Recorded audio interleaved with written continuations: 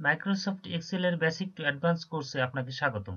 আজকে আমি আলোচনা করব মাইক্রোসফট এক্সেল এর ফাইল মেনুর খুঁটিনাটি বিষয় নিয়ে। যারা পূর্বের এক্সেল ইন্টারফেসের ভিডিও এখনো দেখেননি তারা ভিডিও ডিসক্রিপশন বক্সে দেওয়া লিংক থেকে অথবা উপরে আই বাটন থেকে দেখে নিতে পারেন।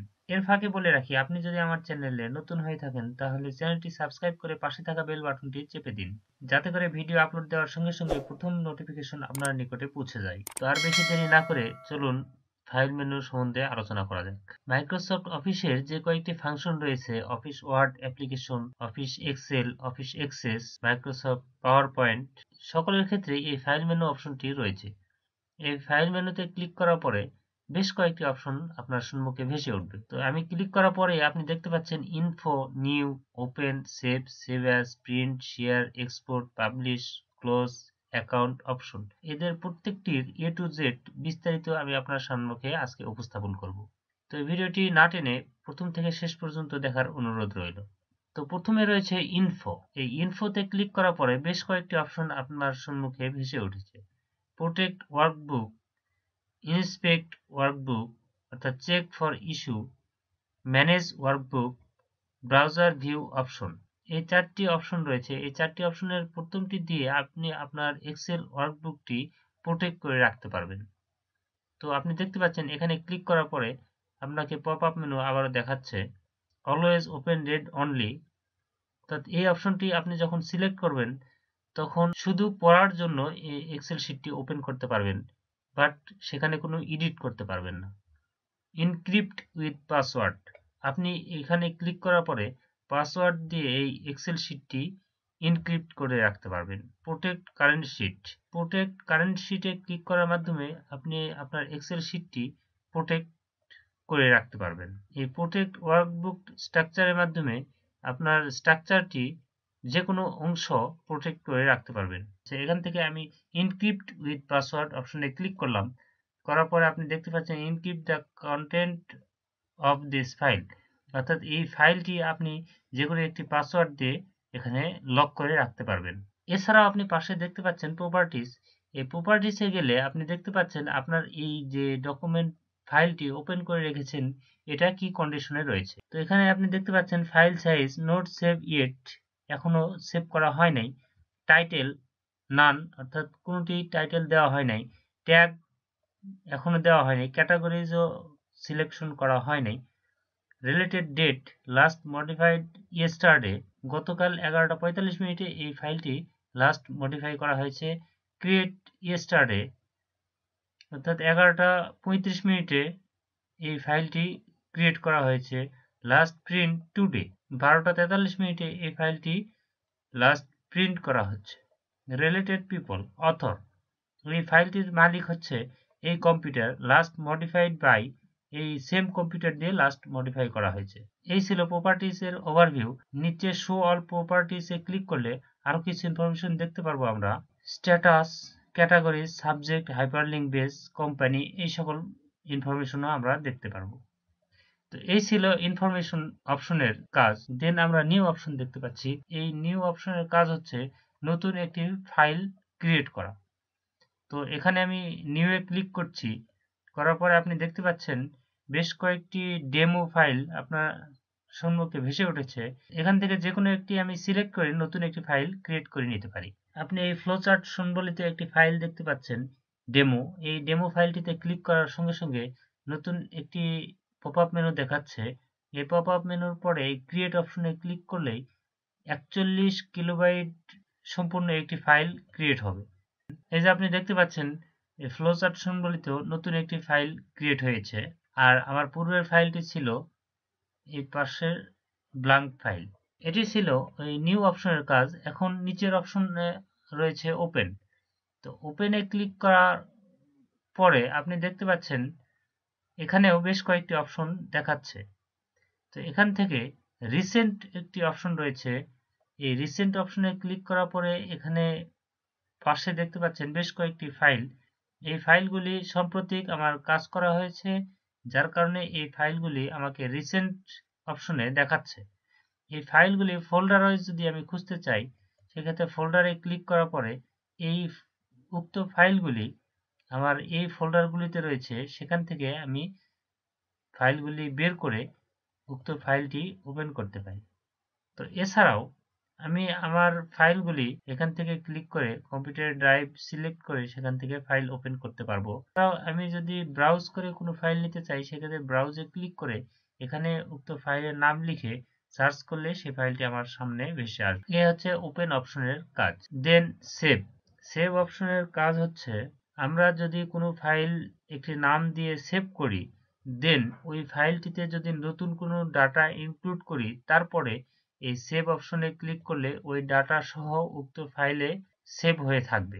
এর শর্টকাট কি হচ্ছে Ctrl+S। উক্ত ফাইলে আমরা যদি নতুন কোনো ইনফরমেশন ইনক্লুড করি, ইনক্লুড করার পরে এখানে ক্লিক করতে অনেক ঝামেলা হয়, সেক্ষেত্রে আমরা শর্টকাট কি Ctrl+S দিয়ে এই অপশনের কাজটি সম্পূর্ণ করে থাকি। তারপরে রয়েছে সেভ অ্যাজ। এই সেভ এর পূর্বেই সেভ অ্যাজ এর কাজ করে নিতে হয়। অর্থাৎ কোনো ফাইল জেনারেট করার পরে সেভ অ্যাজ এ ক্লিক করে আমরা ব্রাউজারে ক্লিক করব। করার পরে এই ফাইলটির আমরা একটি নাম দিব, ধরুন আমি নাম দিলাম AA। দেন এখানে আরো একটি অপশন রয়েছে, আমি উক্ত ফাইলটি কোন ফরম্যাটে সেভ করব। এখানে বেশ কয়েকটি ফরম্যাট রয়েছে, এখান থেকে যে কোনো একটি ফরম্যাট আমি সিলেক্ট করে নিতে পারি। আমি যেহেতু এক্সেল শিটের কাজ করছি সেক্ষেত্রে এক্সেল ওয়ার্কবুকটি সিলেক্ট করে রাখবো। রাখার পরে এখান থেকে আমাকে লোকেশন সিলেক্ট করতে হবে, আমি উক্ত ফাইলটি কোন লোকেশনে সেভ করব। আমি ডেস্কটপে যেহেতু সেভ করব সে কারণে আমি ডেস্কটপ লোকেশনটি সিলেক্ট করলাম। করার পরে নিচের দিকে আপনি দেখতে পাচ্ছেন সেভ। এই সেভে আপনাকে ক্লিক করতে হবে। করার পরে আপনি দেখতে পাচ্ছেন এই ফাইলটি ডেস্কটপে স্ক্রিনে সেভ হয়ে গিয়েছে। আমি AA দিয়ে একটি ফাইল সেভ করেছি, সেই ফাইলটি আপনি দেখতে পাচ্ছেন AA। এখন যদি এই ফাইলটি আমি কেটে দিই, কেটে দেওয়ার পরে আবার নতুন করে এই ফাইলটি যদি রাইট বাটন ক্লিক করে ওপেন করি, আবারও দেখতে পাচ্ছেন এই ফাইলটি আমার পূর্বের ন্যায় দেখাচ্ছে। এখন যদি এখানে আমি নতুন কোনো ডেটা ইনক্লুড করি, ধরুন AAA অ্যাড করলাম, করার পরে আমি Ctrl+S দিয়ে সেভ করতে পারি অথবা এই অপশন দিয়ে ক্লিক করে সেভ করতে পারি। তো এই AAA লেখা অপশনটি সেভ হয়ে গিয়েছে। দেন আমি আবারও ফাইলটি কেটে দিচ্ছি। কেটে দেওয়ার পরে আবারও নতুন করে ফাইলটি আমি ওপেন করছি। আপনি দেখতে পাচ্ছেন এই AAA লেখা ফাইলটি ওপেন হয়ে গিয়েছে। দেন আপনি দেখতে পাচ্ছেন প্রিন্ট অপশন। এই প্রিন্ট অপশনে ক্লিক করার পরে আপনি দেখতে পাচ্ছেন এখানে আপনাকে একটি ফ্লোচার্ট ওপেন করিয়ে দিয়েছে। ফার্স্ট অফ অল দেখতে পাচ্ছেন প্রিন্ট। এখানে ক্লিক করার পরে আপনার প্রিন্টার যদি কানেক্ট থাকে সেক্ষেত্রে প্রিন্টার দিয়ে এই ফরম্যাটে একটি পেজ প্রিন্ট হবে। এই পাশের অপশনটিতে আপনি যদি 2 দেন তাহলে 2টা কপি প্রিন্ট হবে, যদি 1 দেন তাহলে একটা কপি প্রিন্ট হবে। এই হচ্ছে এই প্রিন্ট অপশনের কাজ। দেন এই প্রিন্টটি আপনি প্রিন্টারে করবেন না পিডিএফ ফরম্যাটে করবেন না অন্য কোথাও করবেন, সেটা সিলেকশন করার জন্য এই মাইক্রোসফট প্রিন্ট পিডিএফ যে অপশনটি রয়েছে এখানে ক্লিক করতে হবে। এখানে বেশ কয়েকটি অপশন রয়েছে। এছাড়াও আপনার যখন প্রিন্টার কানেক্টেড থাকবে তখন সেই প্রিন্টারের নাম দিয়ে একটি অপশন চলে আসবে। তো আপাতত আমি যেহেতু পিডিএফ ফরম্যাট দিয়ে প্রিন্ট করব সেই কারণে মাইক্রোসফট প্রিন্ট টু পিডিএফ অপশনে ক্লিক করব।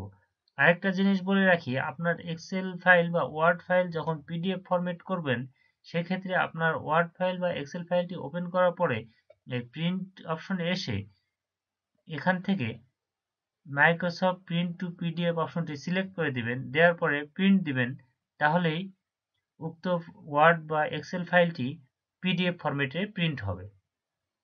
পরের অপশন রয়েছে এক্সপোর্ট। তো এক্সপোর্টে ক্লিক করার পরে আপনি দেখতে পাচ্ছেন create PDF XPS document, save file type. ইতিপূর্বে আমি দেখিয়েছি save file as a click করার পরে ব্রাউজে ক্লিক করার পরে এক্সেল ওয়ার্কবুক, এখানে বেশ কয়েকটি অপশন রয়েছে। এই অপশনগুলি এখানে নতুনভাবে এক্সপোর্ট যখন করছি তখন এই সেভ ফাইল টাইপ অপশনে ক্লিক করার পরে এই সেম ফরম্যাটগুলি আমাকে দেখাচ্ছে। দেখুন XLS, XLS, ODS, XLTX এরকম আলাদা আলাদা ফরম্যাট আমাকে দেখাচ্ছে। CSV, TXT এরকম ভাবে আলাদা আলাদা ফরম্যাট দেখাচ্ছে। এই ফরম্যাটের যে কোনো একটি ফরম্যাট আমি সিলেক্ট করে আমি এখানে সেভ অ্যাজ এ ক্লিক করতে পারি। তাহলেই উক্ত ফাইলগুলি যে ফরম্যাট সিলেক্ট করব সেই ফরম্যাটে সেভ হবে। এখান থেকেও পিডিএফ অপশনে যদি ক্লিক করি সেক্ষেত্রে ক্রিয়েট পিডিএফ আর এক্স ডকুমেন্ট ফরম্যাটে এখান থেকে সেভ হবে। আপনি দেখতে পাচ্ছেন পিডিএফ ফরম্যাট নিয়ে নিয়েছে এখান থেকে। দেন AA.pdf এক্সটেনশনে একটি ফাইল সেভ হওয়ার পারমিশন চাচ্ছে। পরবর্তী অপশন রয়েছে অ্যাকাউন্ট। এই অ্যাকাউন্ট অপশনে ক্লিক করার পরে আপনি দেখতে পাচ্ছেন আমি যে জিমেইল দিয়ে লগ ইন করেছি সেই জিমেইল লগ ইন অবস্থায় আমাকে একটি ফিচার দেখাচ্ছে। এখান থেকে আমি সাইন আউট করতে পারি অথবা সুইচ অ্যাকাউন্ট করতে পারি। এখান থেকে আমি যদি নতুন কোনো অ্যাকাউন্ট অ্যাড করতে চাই এখানে অ্যাড অ্যাকাউন্টে ক্লিক করে লগ ইন করতে হবে। তো আমার এই জিমেইলে লগ ইন করার কারণেই এখানে বেশ কয়েকটি অপশন চলে আসছে।